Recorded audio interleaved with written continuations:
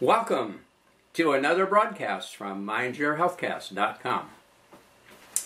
This week we're going to bring you some very interesting material.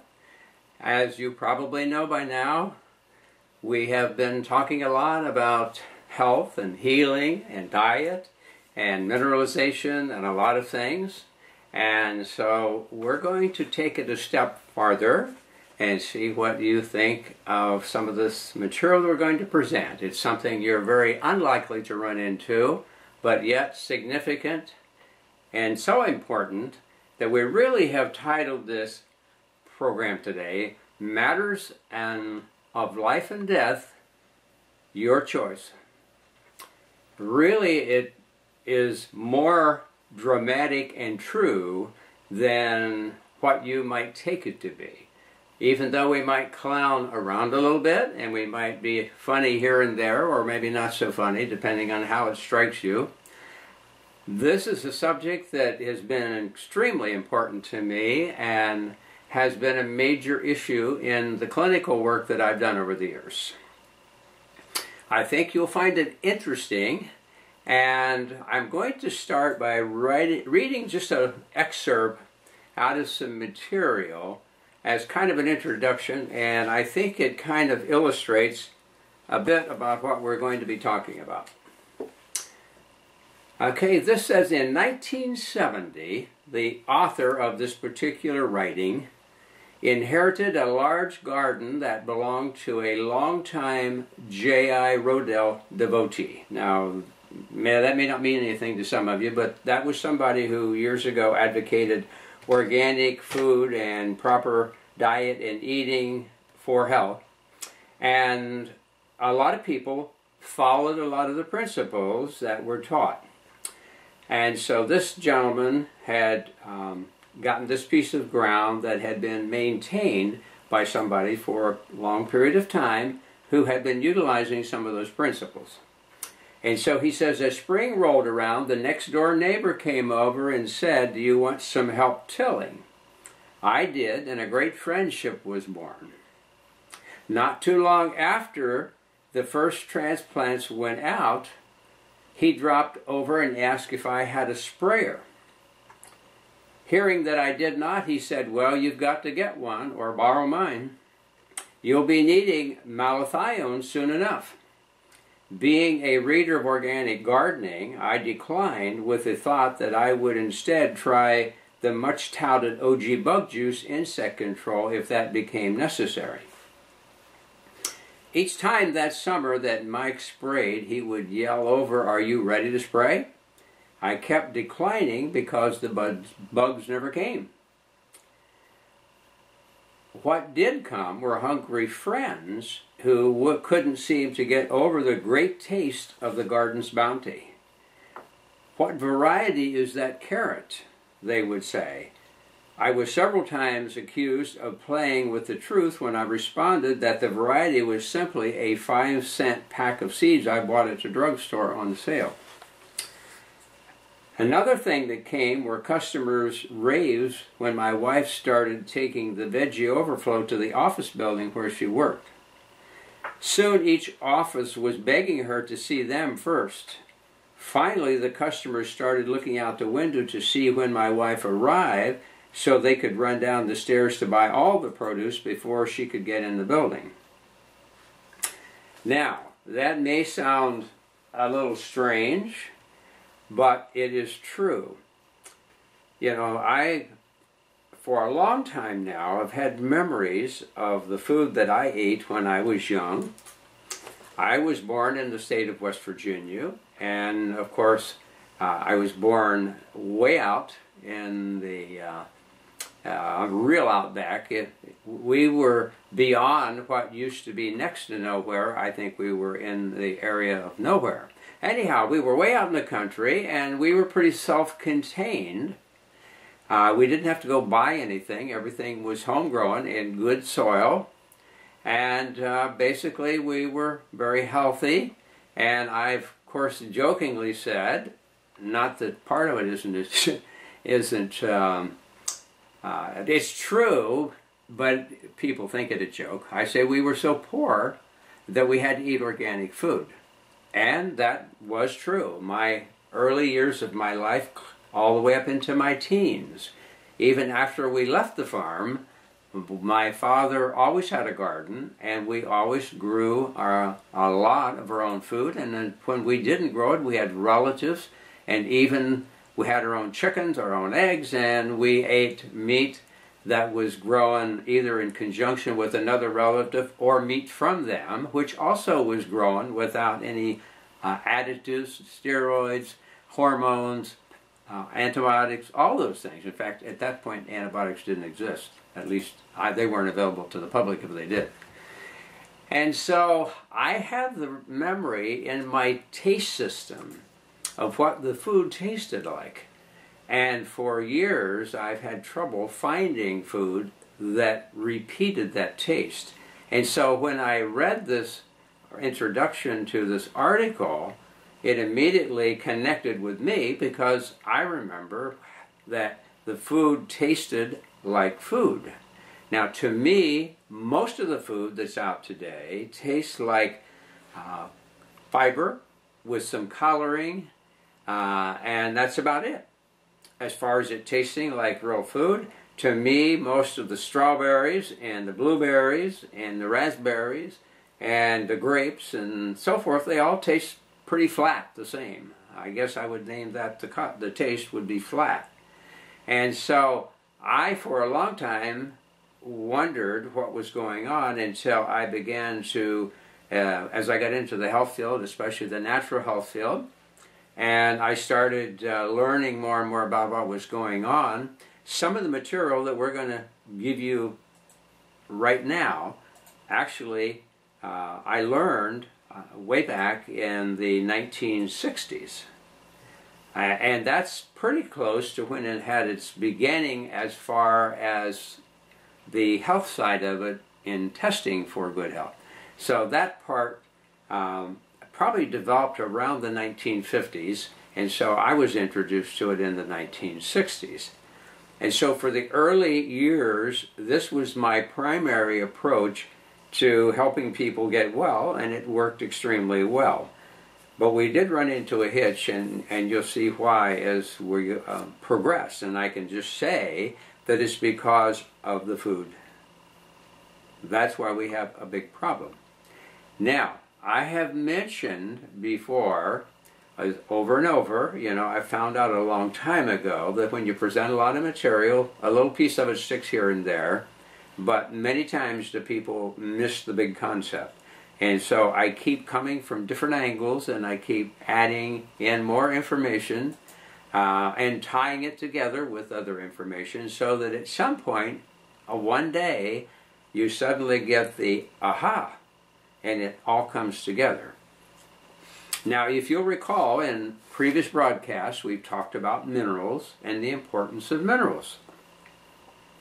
There are a lot of books out and information about vitamins, and everybody knows the word vitamin and the importance, because remember, the word vitamin came from the discoverer of the first of the vitamins, and he said that they were amines.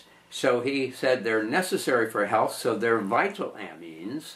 And from vital amines, it actually was reduced to the word vitamins. Now, they threw the mins in there also, but people haven't paid so much attention. They always talk about you got to take your vitamins, but hardly anybody says I need to take my minerals. And nothing works or happens without the minerals. And that's what was discovered many, many years ago by several different people. And when I say many years ago, in the early 1920s and 30s, and I mentioned before about the fact that some of the doctors began to realize that illnesses that had not hardly been around before that, and when I say not hardly, it means that in places where people were eating good food, it wasn't a problem. It was only in rare circumstances that somebody was deprived of proper food that they had a lot of health problems. So all of a sudden, in the early 1900s, late 18s actually, into the 1900s, we saw all these people suddenly getting all these terrible illnesses.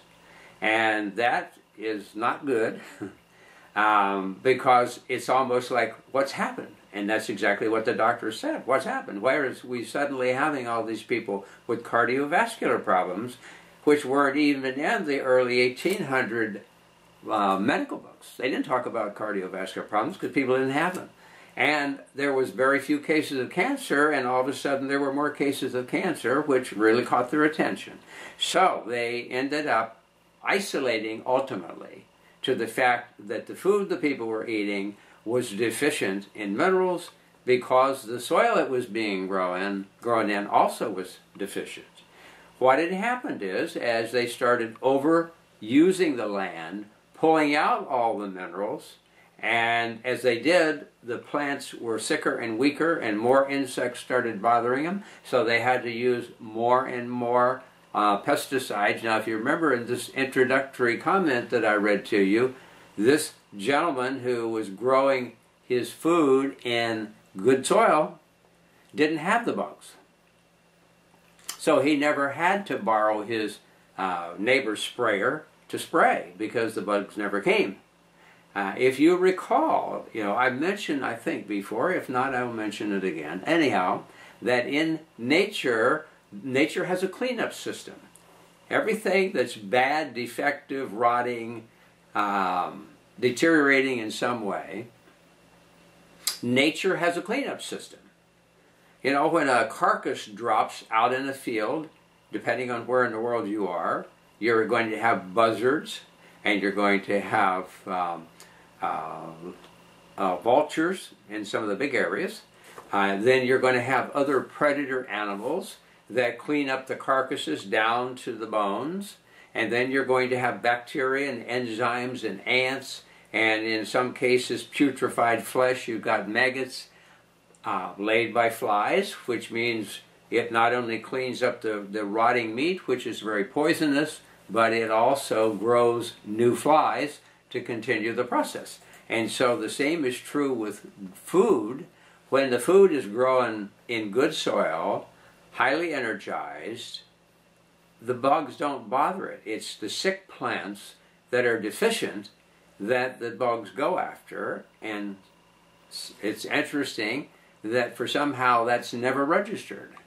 We just think, oh, well, more bugs are wanting to eat up our produce, etc. It's not that more bugs want to, it's just that we keep growing sicker and sicker, or more and more deficient produce and fruits, etc. And consequently, what's happening? The bugs are attracted to it. Now, I mentioned before that on one of my German trips, as we were traveling in late October and all the leaves had fallen off the trees, we passed a little cluster of trees in a circle, and they were all hanging with mistletoe, which is in a sense, a cannibalistic type of plant that lives off of sick and dying trees. And so the doctor who was with us in the vehicle pointed out and said, look, now that mistletoe is only growing on that one little circular group of trees. All the rest of the trees, there is none. They're all clean. And so, again, we think of funguses on rotting logs, that actually their job is to break down and disintegrate those, or even a dying tree. So we know it, but we don't pay attention to it, and it doesn't always click.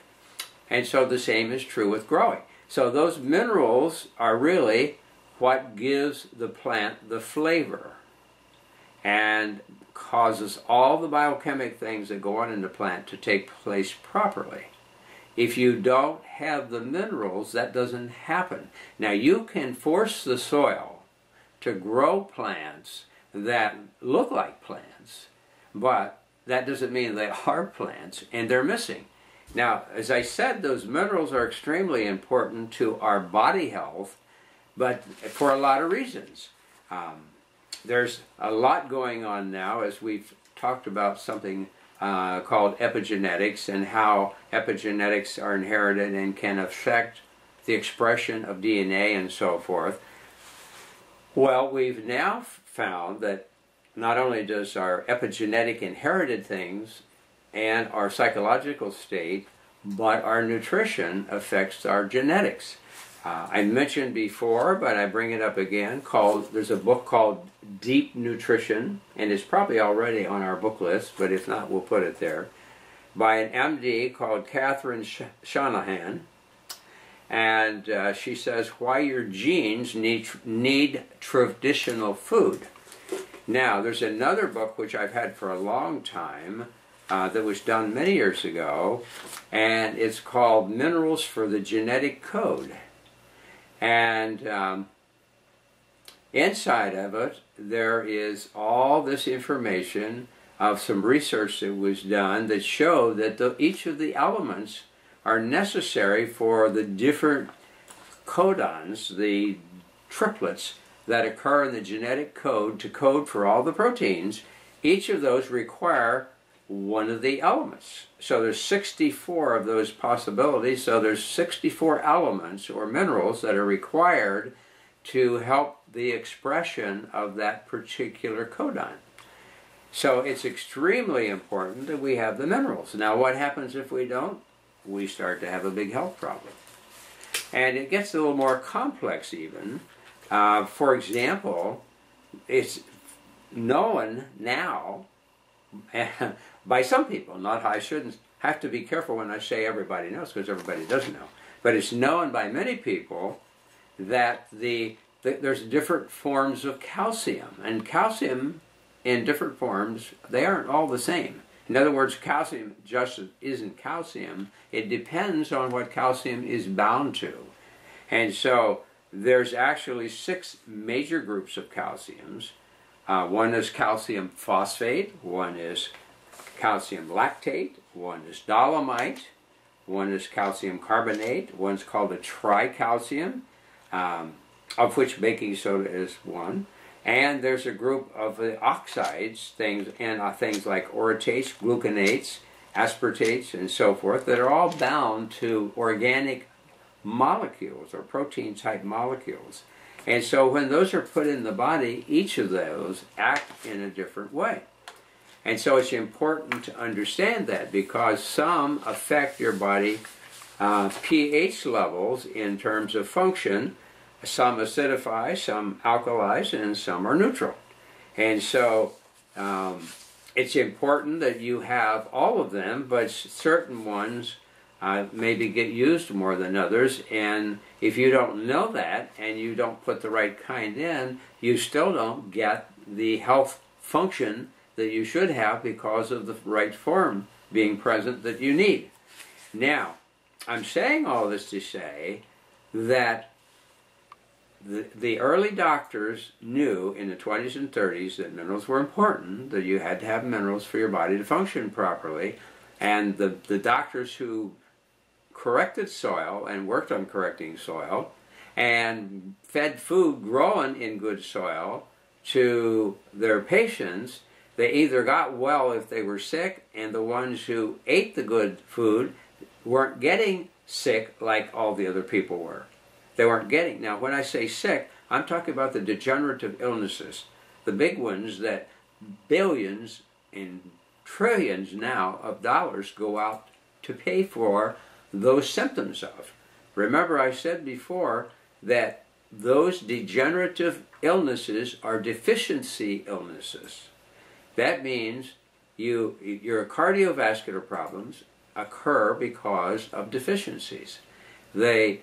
Cancers, a major player, are deficiencies. Neurological problems, deficiencies. Diabetes, deficiencies. The immunological system in our body, deficiencies. So all of these things that we are having terrible health problems from and are spending a fortune for are actually deficiency problems. And since they're deficiency problems, none of the treatments are ever going to correct them. They'll continue on and get worse and worse until the person is in big trouble and or dies, as the case might be. And so that's why last year we spent about $2.6 to $2.7 trillion to try to manage these problems of which we're failing. Okay, so as I say, clear back to the 1920s and 30s, it was recognized, and as I mentioned earlier, a government document was printed in 1936 called Modern Miracle Men that told how these doctors were getting people well by correcting the soil. But yet, guess what? The prevalence and power, even then, of the pharmaceutical interests and the food processing interests were such that they were able to sell the public on the idea that, in other words, what you eat, we just got a drug to take care of it. And so you just eat what you like. And so the pharmaceuticals made drugs to manage symptoms, and the food processing companies produced food that was worthless, and they laced it with flavorings to make it appealing, but it didn't satisfy, and it didn't make for healthy people. Now, that's one of the problems, of course, why I think a lot of people overeat today is because you're eating worthless food that is not satisfying to your body because it doesn't have the proper mineralization that it should have, and therefore your body keeps asking for more because it's trying to get what it's lacking. And then, since we're eating worthless food, high in additives of sugar and salt and bad fats, what are we doing? We're making ourselves sick in the process, and we're addicted because we're not getting satisfying food. If they did nothing else, I've heard stories, I haven't personally documented it, but I think there's probably ample evidence that the food processors do things to the food that make it addictive to you, that you keep coming back for more. But I know that without the proper nutrients, you're going to come back anyhow, because your body doesn't have it, and it's going to keep asking for it as long as it can, unless you turn off those signals with some type of a medication. But the question is, are you getting better? If you're not getting better and you're getting worse, more and more money is going to be spent to try to manage a problem that has no solution except to go back to the basics, and that is to give real food to people so their body can take care of itself. Now remember what I said about the plants. If the plants are missing the elements or minerals, the insects come after them. And our bodies, we have the same problem. All the issues that are going on, you can pretty well bet behind that there is a deficiency problem. Now there was a gentleman, and that's who we want to get to, who way back in the 30s, he was a biochemist and so forth, and he got very interested in getting the soil in good order. Now, he wasn't part of the medical establishment per se, but he had a lot of background in biochemistry and ended up in soil chemistry. And his name was Dr. Kerry Reams. Now, the interesting thing about Dr. Kerry Reams is he was from Orlando, Florida. And so he started researching correcting soil. And I just ran across an article from Acres, U.S.A. I don't know if you're acquainted, if you're not into growing or agriculture or even growing for your own personal use, you may not be acquainted with Acres, U.S.A. You may just figure you go out and you plow up some ground and you throw in some seed and you grow something. But there's a whole lot more to it than that. And so Dr. Kerry Reams came up with a way of testing the soil to determine if it had what it needed and then to properly balance it. And he spent years learning how the soil works and how it could be tested and how it could be corrected. And this Acres USA article was done just in the recent times.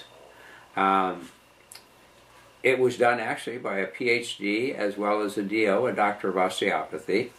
And he says that the Reams soil test was developed to reflect in the test values characteristics actually observed in the field, including soil compaction, tilth, weed, and pest problems, crop quality and yield, and overall stability of soil and plant nutrients. No other testing system can make such a claim. So his system was extremely good. I'm not going to go into details other than to say, here as late as 2007, when this article was written, it's still recognized by people who really are looking into it, that what he developed way back in the 30s as a test to be able to correct the soil really is still out ahead. This guy's saying there's still no other system now that can make the claim to correct all the things and take into consideration the things that he's talking about here. Now, I'm going to throw in just one item that Reams discovered, and that was phosphates. The factor which determines the mineral content in any produce, whether it's in grass or anything else, is the phosphate in the soil. The higher the water-soluble phosphate, the higher the mineral content. In order to get the maximum amount of nutrient in the crop and the maximum yield, a minimum of 400 pounds per acre of available phosphate is needed. That much cannot be supplied from, these are some of the products that were put out because, the growers recognized they had to put a few things in. So they knew they had to put some potassium and some phosphate and some calcium in. And so this article by Dr. Reams is saying that type of phosphate cannot be supplied from one of the products which was out, superphosphate or triple superphosphate or hard rock phosphate. Soft rock phosphate is the best way to achieve this level, besides it having many other benefits. And so then he goes into detail, which we're not going to do, but he found that that was one of the things you had to have proper, and so his testing uncovered that. Now, I'm saying that there's other things now that you could even measure, such as the humic or fulvic acid levels in the soil, which is an indicator of the health of the soil and the ability of the plants to absorb minerals if they're there. So those are kind of that border thing that takes those minerals, if they're present, and puts them into the plant so that the plant can utilize them, and when we eat the plant, we get them. So that's another important factor for good soil. And some other latter material that was found out has to do with the magnetic capability of the soil. There's a researcher that was with the Department of Agriculture, and he's researched all over the world, written some books.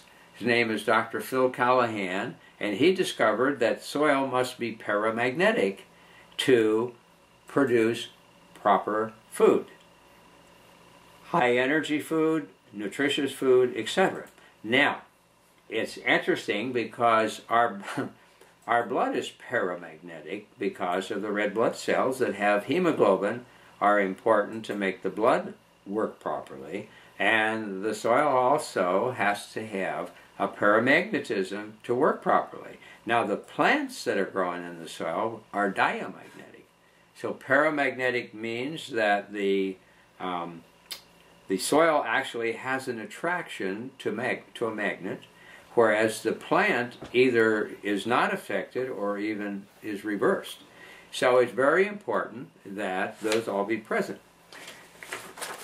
Now, as usual, of course, we always run short of time, but that's okay. I wanted to whet your interest because the next step from all of this was that Dr. Reams realized that he needed to test a human to see how everything was working in the human and what needed to be done. And of course, he also found that minerals were the key to good health in humans.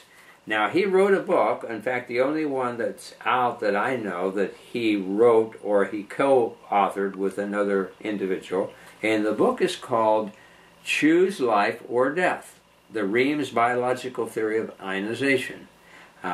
You can get, I think you still can get some new ones on Amazon. However, there are some old ones because there's more than one edition, and the one that they show right now is 1997. I know that that's a later issue.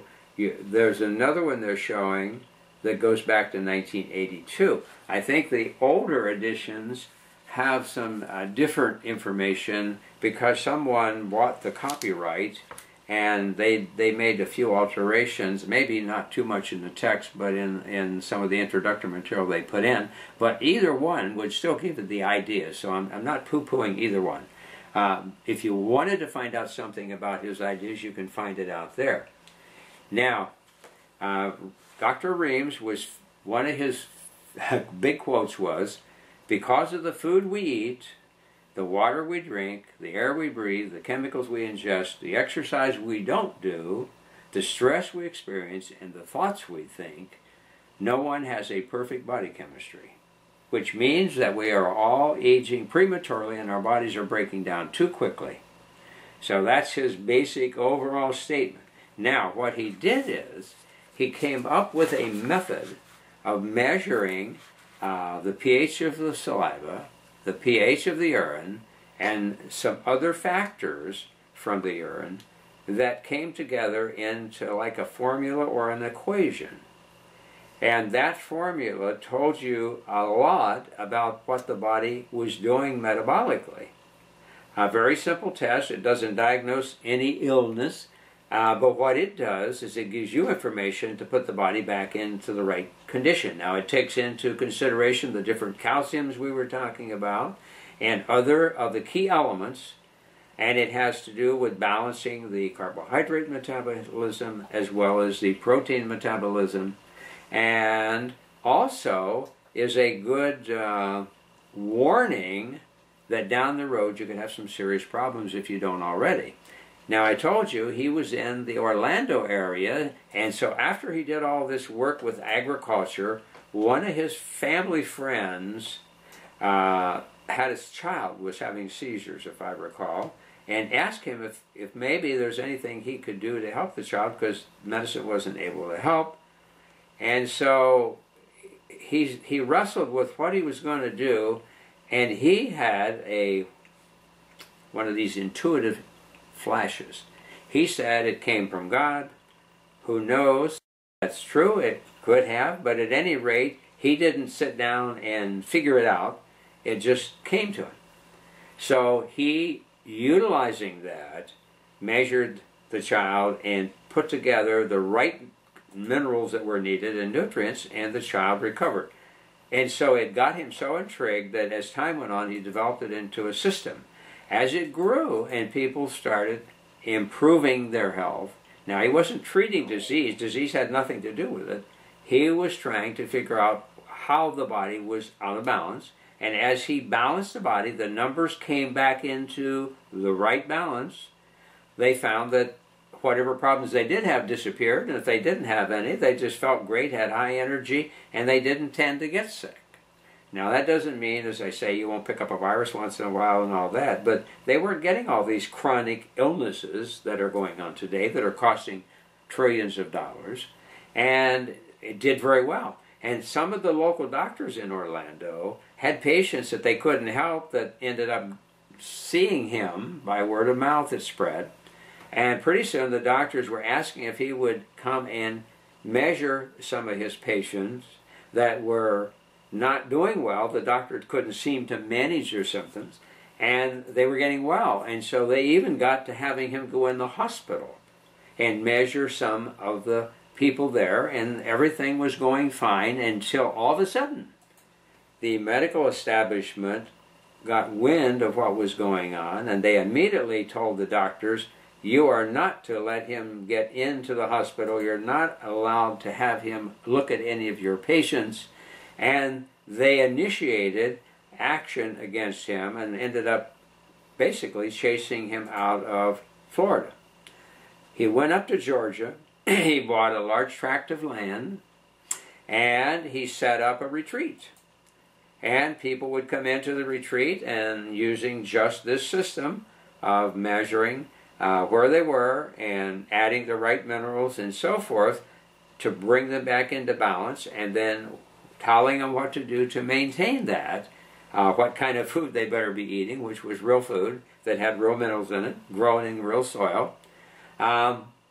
It went great, and thousands of people were treated there. They came from all over the world, actually. The people told their relatives and Europe, and they came over, and pretty soon he was mobbed with people coming in. Thousands and thousands of people came in until Georgia, the medical establishment, jumped in the same way, and they closed him down and they chased him out of Georgia.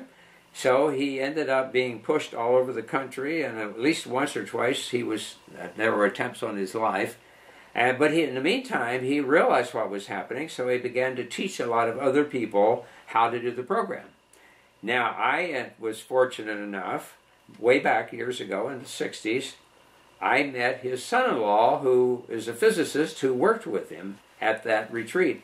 And so he was doing some training of people how to do the program, and that's who I learned from. I started doing it, and we saw all kinds of very good results with it. What I didn't realize at the time was the food problem, how bad it was. And so at some point I kind of set it aside after a few years, but in the meantime I did literally several thousand tests on hundreds of patients with good results as far as correcting them. But what I didn't realize is they couldn't get good food to maintain their health. And supplementation can help, but people get tired of taking supplements. They don't want to do it. And so if not, they drifted off. If they kept it up, I saw many of them years later, and they still were doing great. But those who dropped off went back to the normal everyday junky food with no nutrients, and they were having health problems again. So anyhow, in recent years, I've thought more and more about it, and I've decided that I'm getting ready to resurrect it again. And I'm going through all the material again, and there's a load of material, now not in books that are on the market, but there's a few of those people, a dentist out of California who was a close friend of his, who put together a really good program to teach it. And so he's still active, as far as I know, at least unless he's passed on recently. He's very active, and so it did not die. There's still people all over that still do it. They just don't talk about it very much because it's still on the list of things for the radar. So they mostly operate under the radar to help people get well.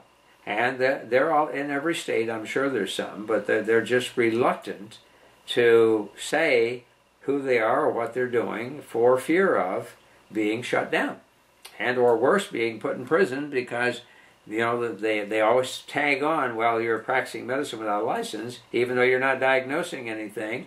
All you're doing is analyzing the urine and saliva. They say that's well, that's okay. The people come to you who are sick, and if they get well, you're treating them, and so anyhow they can make it come out any way they want. And so a lot of people are afraid of it. Fortunately, under my license in Florida, it says that I can analyze in my office urine and saliva. So fortunately, that's unusual because a lot of people can't do that legally. Anyhow, I'm just telling you all this to say it's a very good program and it works very well, but to stay healthy is dependent on understanding the soil and growing it. Now, there is a way you can test, and we're not going to have time to go into it today because we've already expended our time, but there is a test that you can do, and I have the information on it here, but it's too long to read other than to say there's a way you can take a little juice from any fruit or vegetable, and you can tell in seconds what quality it is. Now, I just recently saw some carrots that were sold at a premium price, and it's said on the package, certified organic. And when you crush them all up, take some of the juice and put it in this instrument, which just takes a few minutes, they were 2 or 4 points below what would be low average quality. In other words, they've established some standards about what is a good organic carrot. What would those readings be? And this was way down below. So here the people are paying a premium price for a bag of carrots, and they're not getting the quality that they should be getting for the money they're paying premium to have an organic carrot. Now, the only advantage they would have is, of course, it doesn't have the pesticides, and it doesn't have some of the chemicals it might have. But the real problem is a lot of people now want to cash in on the premium pricing of selling organic food, but they don't bother to check the soil or don't even know how to check it and or correct it, nor would they want to put any money into making the correction. They just want to play on the organic. So what I'm saying is you ought to know how to do that. Now, I'm going to be doing a lecture in my office coming pretty soon. I haven't set the exact date, and we're going to be teaching some people how they can measure the food and find out whether it's really what it ought to be.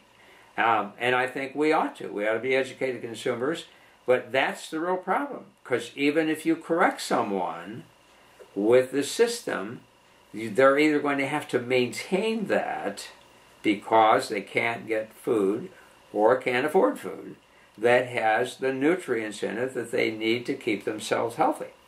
And the same as the bugs are not going to bother a good healthy plant, they're not going to bother a good healthy human. Anyhow, I hope this kind of tells you you do have some options. And I tell you, it's a whole lot cheaper. It's a whole lot cheaper to run this little test on the urine and saliva, and it's a whole lot cheaper to take a few key nutrients than it is to go in and have several $100s worth of blood tests run and take several $100s a month worth of drugs for month after month or year after year and still be getting sicker. It's a much more efficient way of doing it. So I hope you can get clearer and do some investigation, and I do hope you can be the one that chooses health instead of illness, because that's the choice that you have. And if you want to hope that no matter what happens to you, there's some magic pill that's going to save everything, I think you're going to find that you're going to be in the line of people either sitting in scooters and or sitting in scooters and pulling a tank of oxygen along, because your body's going downhill, and the more you treat it, the sicker you get. So it is a serious matter, and I'm sure hoping that you start looking into it on your own. You can track it down. Like in today's world, no one has an excuse that they don't know anything, because with the internet, you can track down anything. I've given you enough information to get you started. I'm interested in your comments. If you watch this video, if you have comments for or against, I'm interested in what your comments are. But somewhere, I'm thinking even of going back in myself of teaching, because I did teach some people before how to do the program, and it's something that a person or a family could learn and do themselves at home, and without spending thousands of dollars to do it. So it's something to consider. At any rate, our time is more than expired, as usual. So I guess it's time to close down and say that I'm sure happy you joined us again today, and that this is mindyourhealthcast.com. Go to our website, read the web pages, and look through the books. These books, Deep Nutrition, if it's not already on there, will be on, and the Choose Life or Death by Dr. Reams likewise will be on there. And I think you'll find that it's a very interesting book to read. There is one other I'm looking to see if we can get it, if it's available, that was written by a notable individual that was very sick, that ended up going to Georgia to the retreat they had set up there, and got well, and he became gung-ho about the whole thing, and he wrote a couple, 3 books, one on fasting, I think, one on diet, and one on his experience in getting well by using this program. Now, it's referred to today, I guess. Originally it was called the biological theory of ionization, and now they have many times abbreviated the Reams are TBI, the Reams theory of biological ionization. There's other details we could have gotten in. I don't want to make it too technical, but I wanted to perk your attention. I wanted to get your ears up, so to speak, your antenna, so that you start looking that there are alternatives, there are choices. It's up to you. It was nice to be with you again. We'll be looking for you at the next broadcast.